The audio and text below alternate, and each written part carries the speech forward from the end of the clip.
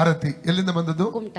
ಹಾ, ಓಕೆ. ಏನಾಗಿದೆ ಅಕ್ಕ ನಿಮ್ಗೆ? ತಲೆನೋವು, ನಂಗೆ ಬ್ಯಾಕ್ ಪೇನ್ ಉಂಟು. ಈಗ ತಲೆನೋವು ತುಂಬಾ ತಲೆನೋವು ಉಂಟಾ? ಈಗ ಆಗ್ತಾ ಇದೆ ತಲೆನೋವು? ಎಷ್ಟು ಸಮಯದಿಂದ?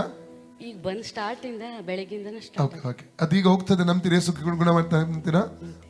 ತಂದೆ ದೇವರೇ, ಯೇಸು ಕ್ರಿಸ್ತನ ಪರಿಶುದ್ಧ ನಾಮದಲ್ಲಿ ಪವಿತ್ರಾತ್ಮನ ಸಹಾಯದೊಂದಿಗೆ ಕರ್ತನ ಪಾದಕ್ಕೆ ಬಂದಿದ್ದಾನೆ. ಈ ಸಹೋದರಿಯ ಆರೋಗ್ಯಕ್ಕಾಗಿ ಪ್ರಾರ್ಥನೆ ಮಾಡ್ತಾ ಇದ್ದೇನೆ ಸ್ವಾಮಿ. ಈಗಲೇ ಕರ್ತನೆ, ಅವರ ತಲೆವೇದನೆ ಮತ್ತು ಸೊಂಟ ವೇದನೆ ಎಲ್ಲ ಈಗಲೇ ಅದು ಬಿಟ್ಟು ಹೋಗಲಿ. Out in the name of Jesus.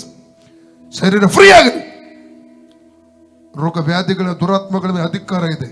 ನಜರೇತಿನ ಯೇಸು ನಾಮದಲ್ಲಿ ಅಪ್ಪಣೆ ಕೊಡ್ತಾನೆ.